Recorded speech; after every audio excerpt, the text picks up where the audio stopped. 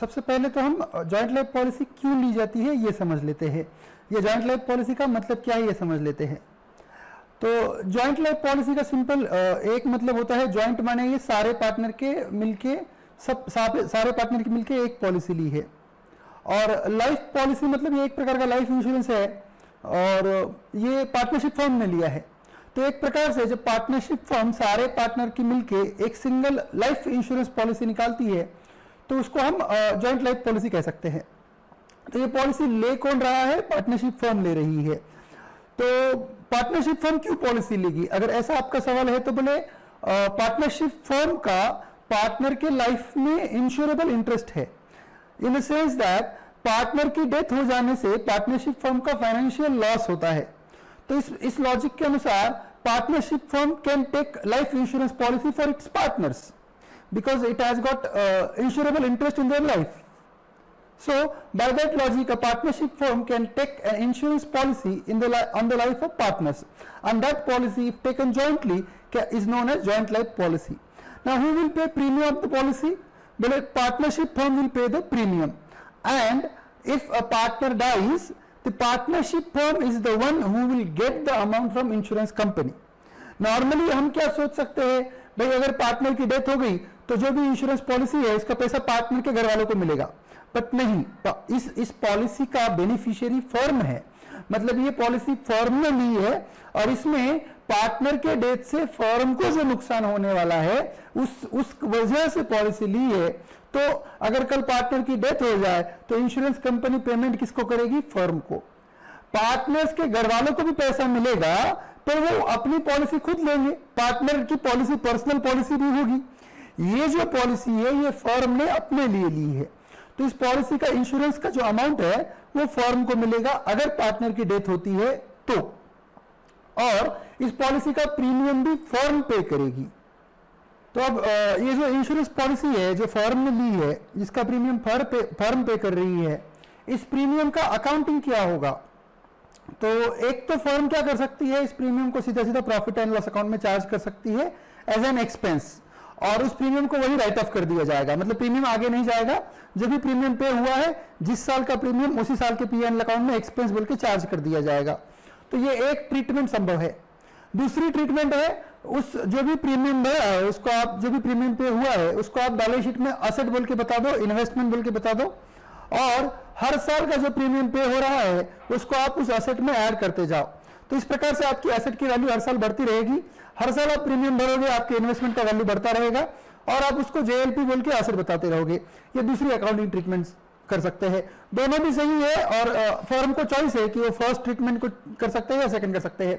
और एक third treatment है, उसमें भी एसेट ट्रीट होता है और उसमें साथ साथ एक रिजर्व बनता है, जेएलपी एक स्पेशल रिजर्व बनता है। बट शुरुआत में ये पहले दो ट्रीटमेंट हम समझ लेते हैं और एक बार ये दो ट्रीटमेंट समझ में आ गए तो तीसरा ट्रीटमेंट समझना बहुत मुश्किल नहीं है। तो first we will focus on expense and the asset. One treatment is the asset and the other is the expense. So we will focus on those two treatments. Now let us see what are the implications of this treatment, of these two treatments. Now suppose you have charged the premium to profit and loss account. Suppose we are following the first treatment. Okay, so for last 3 years you are paying premium and that premium is charged to profit and loss account. Now in the 4th year what happens? One of the partner dies. And as the partner dies, insurance company makes a payment of suppose 5 lakhs to the firm.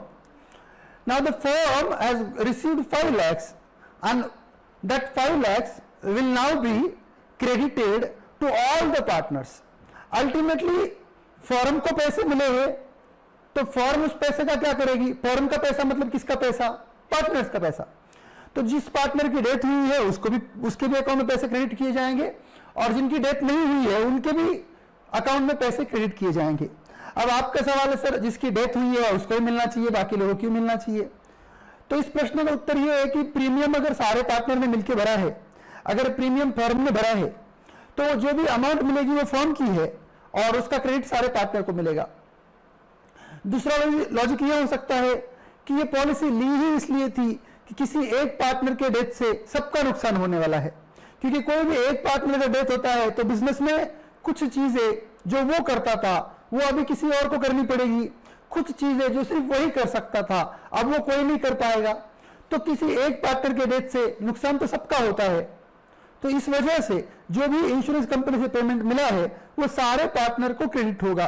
In short, partner की death से जो amount मिली है उसका वो जो compensation है वो सारे पार्टनर का कॉम्पेंसेशन है, क्योंकि सब पार्टनर का लॉस है।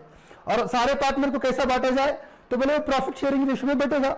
जो भी प्रॉफिट शेयरिंग रेशियो है उनका, उस प्रॉफिट शेयरिंग रेशियो में बांटा जाएगा, और ऐसे समय डिसीज्ड पार्टनर को भी मिलेगा और बाकी पार्टनर को भी पैसा मिलेगा।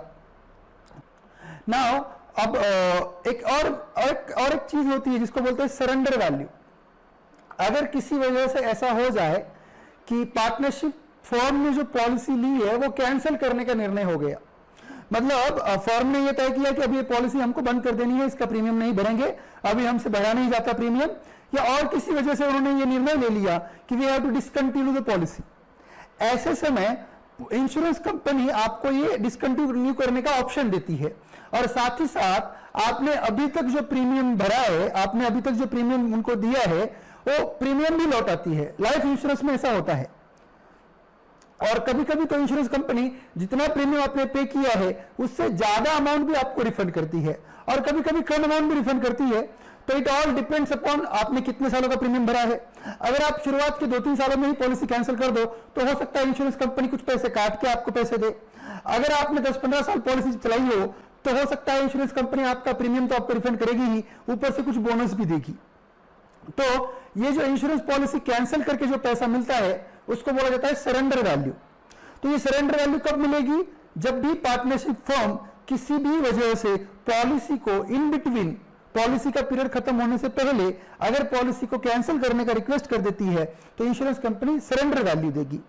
अब इस सरेंडर वैल्यू का क्या किया जाए, बोले अगर प्रीमियम को आपने एक्सपेंस बोल के ट्रीट किया है तो जो भी सरेंडर वैल्यू मिली है वो सारी की सारी पार्टनरशिप फर्म का प्रॉफिट है एक प्रकार से, और ये प्रॉफिट सारे पार्टनर्स में उनके प्रॉफिट शेयरिंग रेशियो में बांट दिया जाएगा। तो अभी तक हमने क्या पढ़ा, फर्स्ट ट्रीटमेंट देखी, जब भी प्रीमियम पे होगा, जब भी premium profit and loss account में चार्ज होगा तो 2 प्रकार का अमाउंट मिल सकता है। एक, पार्टनर के डेथ पे पॉलिसी का पूरा अमाउंट मिलेगा। दूसरा, पार्टनरशिप पॉलिसी अगर बीच में ही कैंसिल कर दी जाती है तो सरेंडर वैल्यू मिलेगी।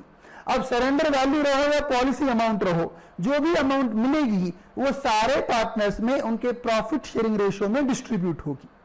सो first method is almost done.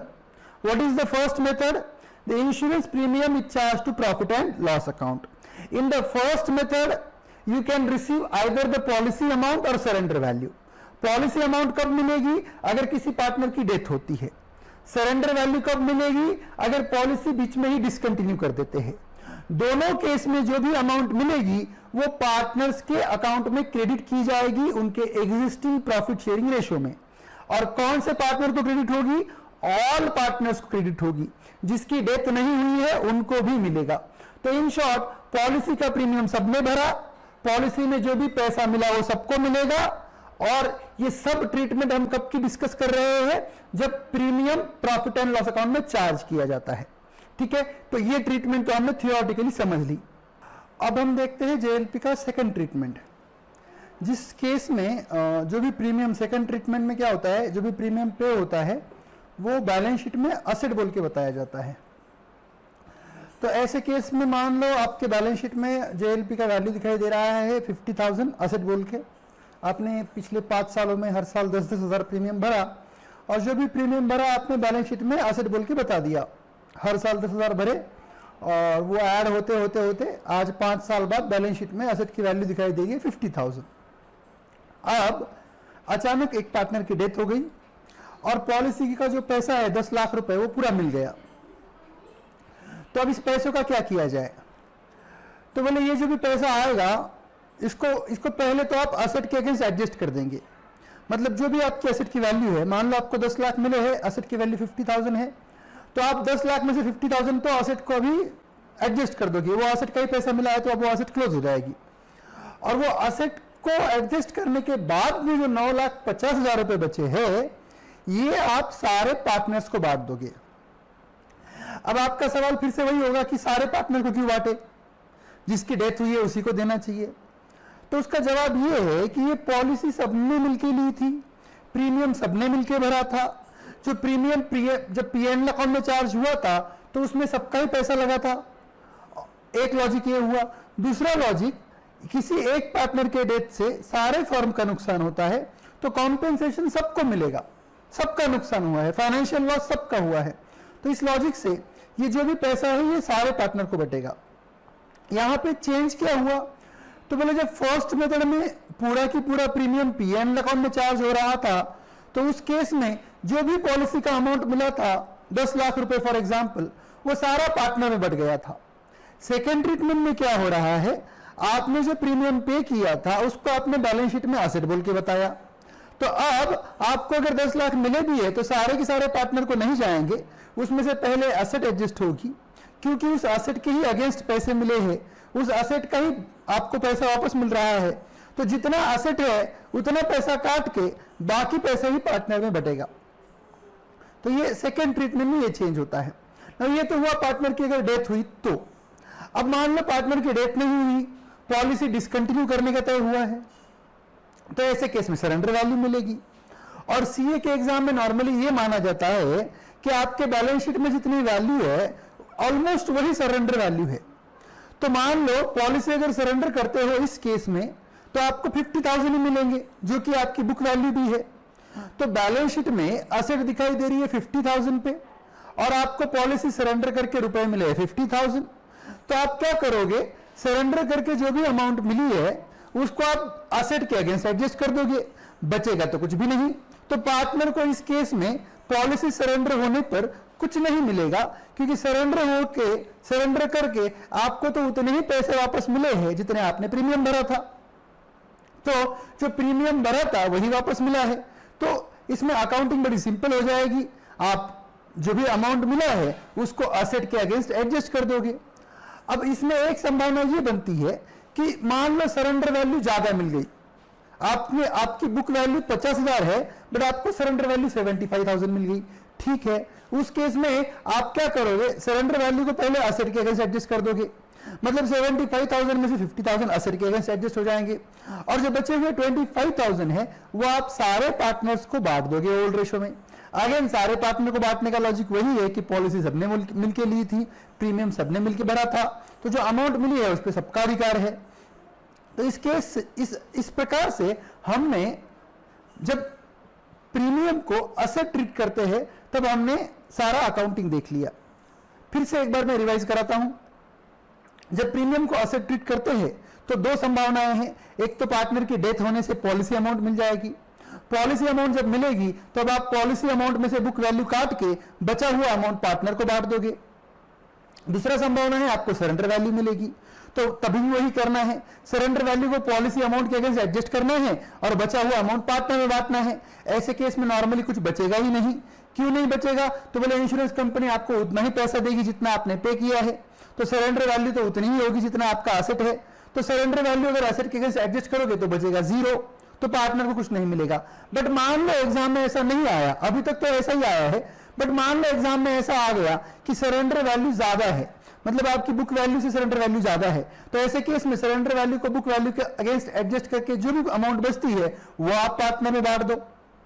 तो इस प्रकार से जब बैलेंस शीट में एसेट बताई जाती है इंश्योरेंस पॉलिसी, तो ऐसे केस में जो भी पैसा मिला है, फिर वो पॉलिसी अमाउंट बोल के मिला हो या सरेंडर वैल्यू बोल के मिला हो, आप उस जो भी अमाउंट मिली है उसमें से पहले आप एसेट एडजस्ट करोगे और एसेट एडजस्ट करके जो भी अमाउंट बचेगी उस अमाउंट को सारे पार्टनर्स में प्रॉफिट शेयरिंग रेशियो में बांट दिया जाएगा। तो अब हम देखते हैं तीसरा पद्धति। इसमें क्या होता है, the premium paid is shown as an asset in the balance sheet. That means it is not charged to profit and loss account. And in addition to showing the premium as an asset, there is one more thing that is created, जिसे हम कहते हैं joint life policy reserve. तो जो second method में आप asset treat कर रहे थे वो तो यहां पे भी होगा, यहां पे भी प्रीमियम को आप एसेट ट्रीट करोगे, सिर्फ यहां पे एसेट ट्रीट करने के साथ साथ आप जेएलपी का रिजर्व बनाओगे। कैसे बनेगा रिजर्व, बोले हर साल जितने की एसेट में एडिशन होगा उतनी ही अमाउंट आप प्रॉफिट एंड लॉस अकाउंट में से सेपरेट करोगे, अलग निकाल के रखोगे, और उस अलग निकालते समय उसको जब रिजर्व बनेगा उस रिजर्व का नाम रहेगा जेएलपी रिजर्व।